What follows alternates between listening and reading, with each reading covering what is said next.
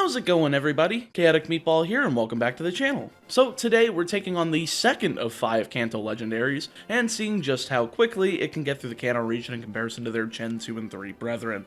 Today we've got Mewtwo. The beast that normally lies within the depths of Cerulean Cave, this Pokemon has a pure Psychic type, packing a lot of power. With special attacks like Water Pulse, Ice Beam, Thunderbolt, Psychic, and Shockwave at its disposal, we get a very nice spread of moves. And while we could go with a few physical moves as well, there's no need to do so when we actually start out with Confusion as a starting move. This actually gives us an extreme advantage over the likes of many other legendaries, as we have an easy answer to Brock, a decent answer to Misty, and with other level up moves like Disable and Barrier to disrupt opponents' early game, as well as later moves like Recover, and of course the TM for Calm Mind, we're set for a legendary that can truly go faster than literally any other. However, that's just the Pokemon's potential itself. Am I truly good enough at this game to not royally screw up that much and get to the end in less than 3 hours? Remember to like the video, subscribe if you haven't already, and leave a comment below with your prediction of how long Mewtwo's run will be, and let's find out. Well, after of course choosing our starter. Here we've got Ho-Oh the Charmander, Raikou the Squirtle, and Celebi the Mewtwo. I of course go for Celebi the Mewtwo. Seriously, what the heck did I do to this game to screw it up this badly? I don't know, but for this run, our rival's gonna have Charmander, since literally who cares, all the starters are going to get massacred by one legendary boy.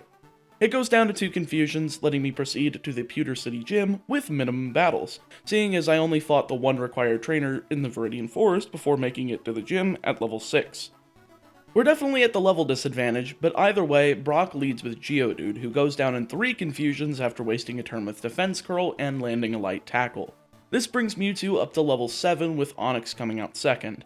I don't really have much to do other than spam confusion, and I get pretty lucky here, seeing as Onix only goes for Bind and Tackle while I land 4 confusions in a row, taking it down and getting to level 8, winning the Boulder Badge. Not too bad for the first gym, and I did have a plan for Rock Tomb. Basically, if it got used once, I'd be using Disable to get rid of it, but I don't know if that really would have worked in the grand scheme of things since it never came up. With that said though, this is indeed much faster than anything else we've had so far. On my way towards Route 3, I grab my repels, get my running shoes, and fight the minimum amount of trainers possible before going into Mount Moon. I do stumble a bit in here though, as I almost forgot to grab the free escape rope and rare candy in here, but I was able to remember, though I do accidentally run into this rocket grunt after screwing up the bag manipulation, which does waste a wee bit of time, but that's fine. The other 2 required trainers go down easily as I grab the dome fossil on my way out, because I am not a friggin' idiot. I'm also able to give Mewtwo both Mega Punch and Mega Kick on Route 4, which is useful enough, though I replaced Mega Punch with Rock Tomb, so I guess I kinda wasted a few extra seconds there. Anyway, I figured I'd go for the second rival battle first, since the extra EXP from Routes 24 and 25 should be quite helpful in standing up to Starmie and taking it out later. With that said, the rivals leads off with Pidgeotto, which I've taught Rock Tomb for this specific purpose, though looking back, using Confusion with 100% accuracy and the higher special attack stat probably would have been the way to go, especially when you get hit with Sand Attack and miss like 3 Rock Tombs in a row. This leads to Mewtwo's demise in the first attempt, but with the second attempt I do go for the Confusions first and foremost, using 3 of them to take out Pidgeotto and only receiving a single Sand Attack and a Gust in return. Not bad. Next out is Rattata, who kept blasting me with Quick Attack, leading to Charmander KOing me with Ember. Well, guess having this big of a level disadvantage is making it a wee bit harder. Either way, third time's the charm, as everything just spams Quick Attack before I take out both Pidgeotto and Rattata, and I'm able to get through to Charmander and use 2 confusions to take it out, surviving an Ember and leaving just Abra to go down to whatever. Seriously, this thing has no attacks, so why does it have to be on this team?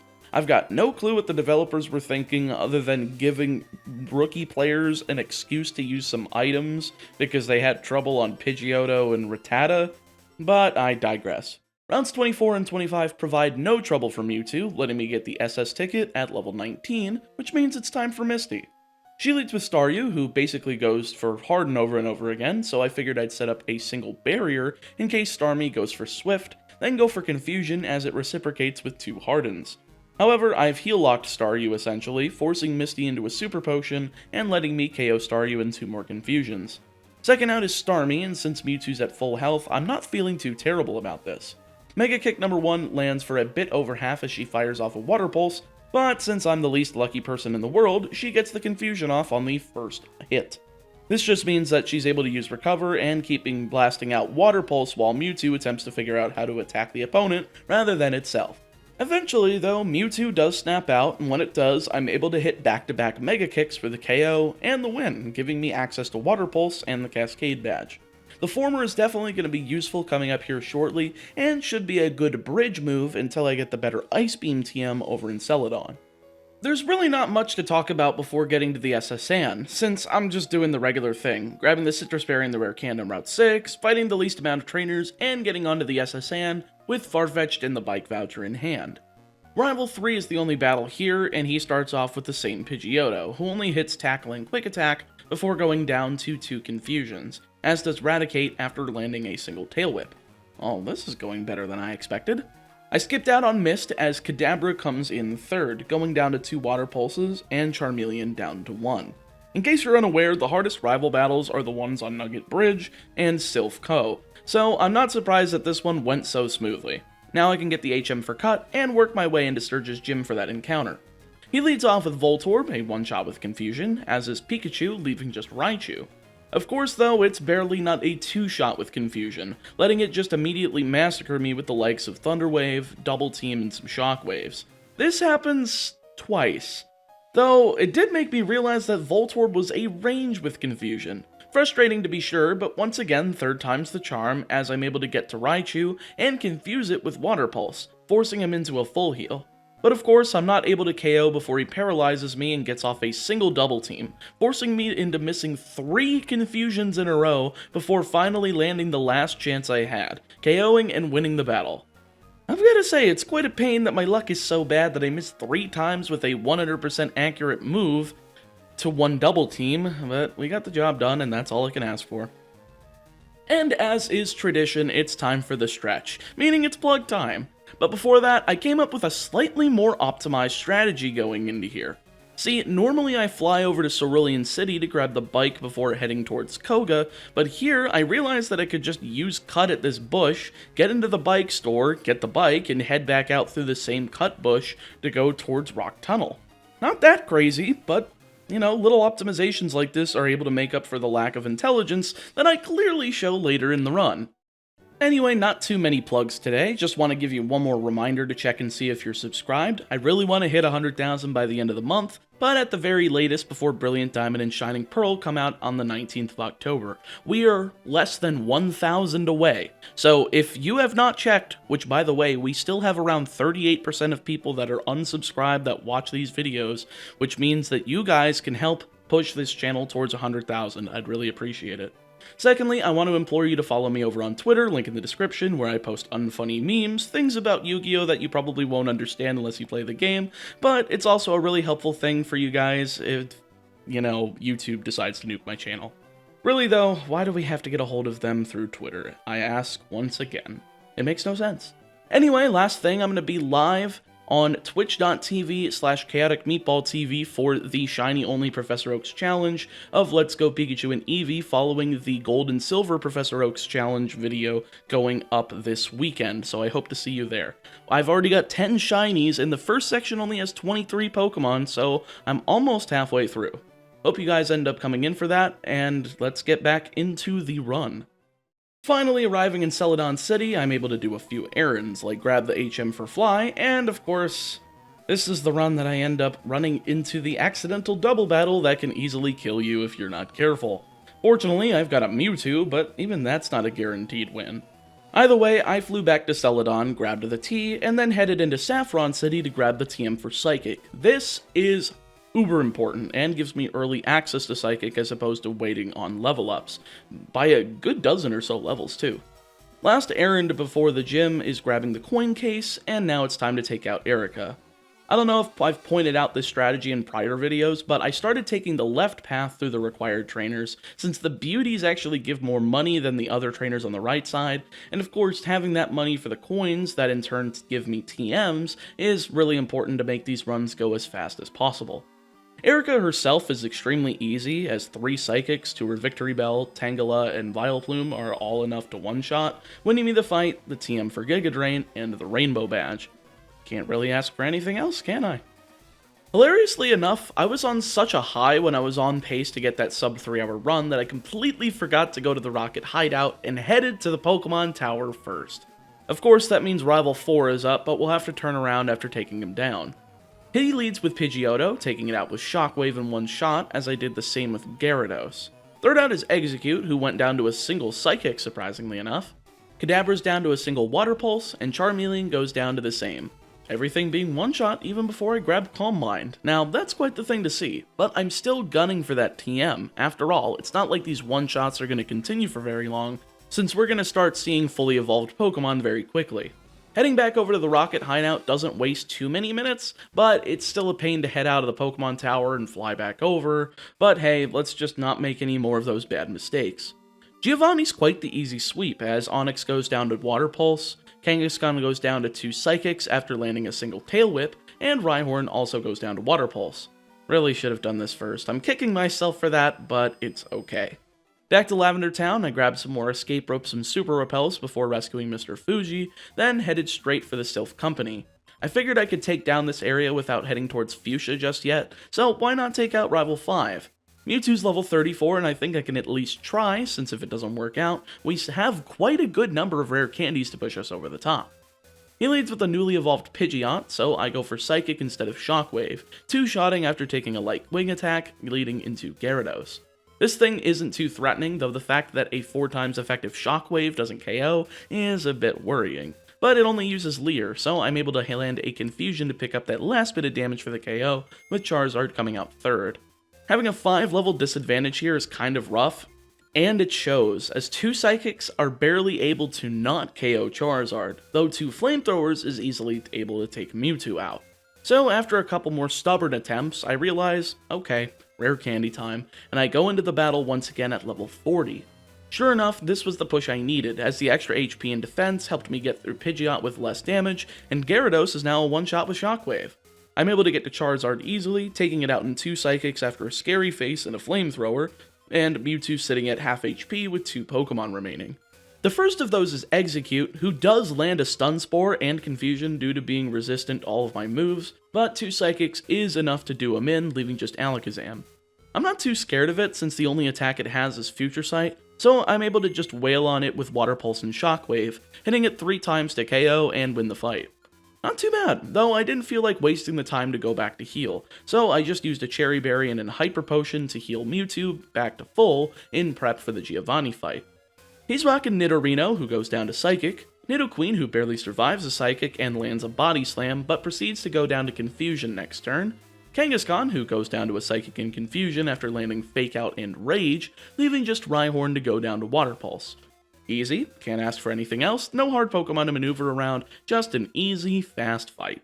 Nothing much to do otherwise, and I don't exactly feel confident in taking on Sabrina before Koga, so I just headed down Cycling Road and headed directly into the Fuchsia City Gym for the fight. Also, I don't know if this needs to be said or not, but Psychic rips through his whole team. One shot each of Coughing, Muck, Coughing number 2, and Wheezing, winning me the Soul Badge and the useless TM for Toxic. After grabbing the HM for Surf and forgetting to grab Strength because I keep making dumb mistakes that cost me time, I am able to head right back to Saffron and take on Sabrina's gym. Now this battle is kind of easy, like her first 3 Pokemon are completely free, as Kadabra's a 2-shot with Water Pulse, Venomoth's a 1-shot with Psychic, and Mr. Mime's a 3-shot with Water Pulse and Psychic, leaving just Alakazam. But during this fight, Mewtwo grows to level 44, learning the move Recover. This basically turns the fight against Alakazam into the fight against RNG of Criticals, Calm Mind, and bullshit. This first attempt is pretty garbage, seeing as Alakazam is able to take out Mewtwo even while confused, but the second attempt goes well, as RNG finally blesses me with a critical Water Pulse, taking out Alakazam through a bunch of Calm Minds to win me the fight. Perfect! Now that I've got the Marsh Badge and the TM for Calm Mind, the run is officially over. Alright, well, I'm not actually ending the video. Let's blast through the last few gym battles and Elite Four members, shall we? We've got Blaine, Giovanni, Rival 6, Lorelei, Bruno, Agatha, Lance, and Rival 7. 8 battles, Calm Mind, and the fastest legendary so far. Let's see what we can do.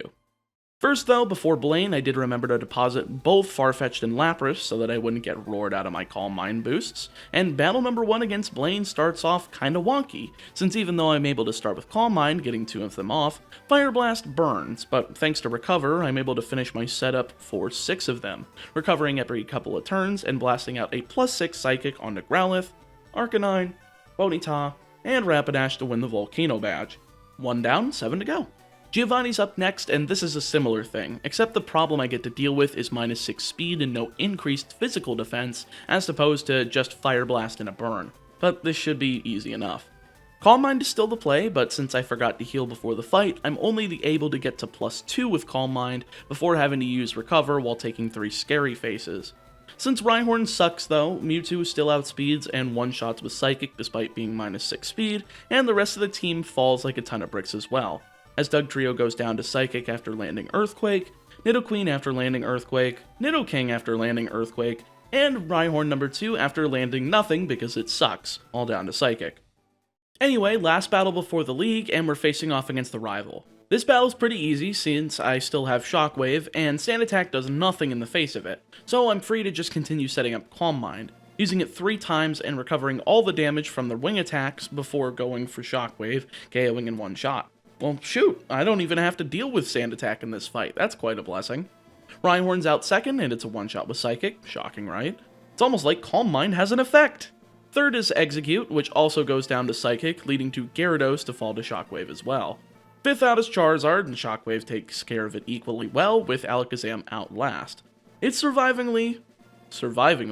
Did I just combine surprisingly and survives? I don't care. It surprisingly survives the Shockwave on red HP, but its own Psychic does so little that a second Shockwave is able to finish it off, winning me the fight. All that's left is the league, and leave your final predictions in the comments below what the final time of Mewtwo's run will be, and let's finish off this run in style and hopefully in less than 3 hours. But before I go in there is one preparation I have to do, and that's grabbing the TM for Ice Beam. This was easily obtained with how much money I had so far, and honestly I don't even know if I needed this. Calm Mind and Psychic would have probably done just as much as Ice Beam normally, so looking back I probably wasted some time doing so. Heck, I could have just stood to use the TM for Blizzard from the Pokemon Mansion instead if I really wanted an Ice-type move, and just taken the accuracy hit, but hey, we all learn in hindsight. Anyway, Lorelei starts off with Dugong, so I go for Calm Mind as she lands a myriad of Surfs and Ice Beams, occasionally going over to Hail and Safeguard to protect herself, but of course, because I have terrible luck, I get frozen off of one of the Ice Beams, and she's able to KO Mewtwo through a bunch of Calm Minds. Wow, it's almost like freezing is the most broken status in Pokemon ever. Too bad, Ice types are bad. Anyway, on the second attempt and 6 Calm Minds later, I'm able to destroy Dugong, Lapras, Cloyster, and Slowbro, all with 1 Shockwave apiece, leaving just Jinx. As per usual though, it doesn't go down to a +6 Shockwave, hitting Lovely Kiss, healing with a full restore and wailing on me with a few weak Ice Punches since they're special in this generation, before Mewtwo woke up and let me hit another Shockwave. She's essentially heal-locked from here though, as she goes for a second full restore, 2 more Shockwaves are able to do her in, winning me the first fight of the league. Bruno's up, and honestly, I barely needed Calm Mind here, as the first Onix goes down to a neutral Psychic, and second out is Hitmonchan, who doesn't quite go down to Psychic, but it's so deep into the red that after landing a Sky Uppercut, which was very light by the way, 1 Calm Mind during the full restore turn was enough to turn everything else into a one-shot, taking out Hitmonchan, Hitmonlee, Onix number 2, and Machamp all with Psychic apiece, winning the fight in a steamroll-esque fashion. Third up in the lineup is Agatha, and I basically did the same thing with the exception of giving Mewtwo the Lumberry to block either Tox or Confuse Ray so that I could get 1 Calm Mind off, then sweep the entire team, taking out Gengar, Golbat, Arbok, Gengar number 2, and Haunter with 1 Psychic apiece, but I didn't even need the Lumberry seeing as Gengar just used Double Team and I was able to hit through it, so... Now, fourth up is Lance, and hilariously enough, I have yet to teach Mewtwo the TM for Ice Beam. So I replaced Shockwave for Ice Beam before going into this fight, and we should be in a good position from here on out. He leads with Gyarados, and while I'd love to have Shockwave for this, Psychic is still easily able to take care of it after a few Calm Minds and some recovers to stave off the Dragon Rages and Bites. Ice Beam takes care of the rest of them, taking out Aerodactyl, Dragonite, and Dragonairs 1 and 2 to win the match. One more to go, and I still have yet to use the rest of my rare candies, so I may as well use them now, or else they're not getting used ever. This brings Mewtwo up to level 55, and it should be plenty enough for this fight. The rival starts off with Pidgeot as always, so we're just going for a bunch of Calm Minds, setting up 3 of them before going for Recover. Though here is where the sand attacks come in. He's able to get off 2 of them while I set up 2 more Calm Minds and a second Recover. But Ice Beam is still able to land through 2 sand attacks, KOing and leading to Gyarados. Psychic misses first, but I'm able to just recover thrice after a couple of Thrashes, KOing with the second Psychic attempt as Charizard comes in third. Psychic KOs in one shot without missing, as does Alakazam with Ice Beam, leaving just Rhydon and Exeggutor. The former comes in, goes down to Ice Beam without a miss, leaving just the big ol' eggy boy. The first Ice Beam misses, but he sets up Light Screen, which does nothing in the face of a +5 super effective Ice Beam, so I get another turn to land it, but I miss again as he puts me to sleep with Sleep Powder. But thanks to the Lumberry that was saved during the Agatha fight, I'm able to use it for a 3rd time, and the 3rd time's a charm, hits, KOs Exeggutor, and wins the fight, finishing the run at level 56 in a time of 2 hours and 50 minutes. Well shoot, even with all of those ridiculously stupid mistakes, and admittedly bad RNG, I still managed to come out on the southern end of 3 hours, making this the first legendary to do so, and well exceeding Rayquaza's time of 3 hours 6 minutes, a whole 16 minutes difference. I'm sure if I ended up doing better on segments like Mount Moon, avoiding the bag manip mistake, and going into Pokemon Tower before getting the Sylph Scope, grabbing Strength while I was grabbing Surf, and just these few little details that I missed, I probably would have landed with a time of around 240 instead if it weren't for those mistakes. But hey, it's not that big of a deal. I made the goal that I wanted to get sub 3 hours, and I wasn't going to redo the run, as all of these legendary speedruns are actually recorded on their first attempt, so I didn't want to put Mewtwo on an unfair pedestal and go for a second attempt on it. Anyway, all that's left on the list are the Kanto legendary birds, and, well, Deoxys Defense, since I've gotten enough comments saying that you guys want it. But the first of those 3 don't actually get Calm Mind, so I'll have to find a new strategy to get through the game, and hopefully not be utter garbage. See you guys then! If you guys enjoyed this video, make sure to like, comment, subscribe, click the bell, tell a friend, and don't spend more than a minute doing that, since if you are, you're taking too long. I want to give a huge shout out to my $10 and above patrons, Justin Dimmenstein, Aaron Rhinesmith, Aiden Brannon, Alex Steiger, Alexander Abday, Andy, Casper Kirkpatrick, Heimflo, Jacob Johnson, King, Kyle Campbell, and Zeno. Thank you so much for your support. If you'd like to support as well, you can head over to my Patreon page, link in the description, where you can get access to stuff like videos early, an exclusive role in my Discord server, link also in the description, challenge requests, and much more. I really appreciate you taking the time out of your day to watch this, and I'll see you guys next time with another challenge. Stay safe, stay healthy, and I'll see you guys next time.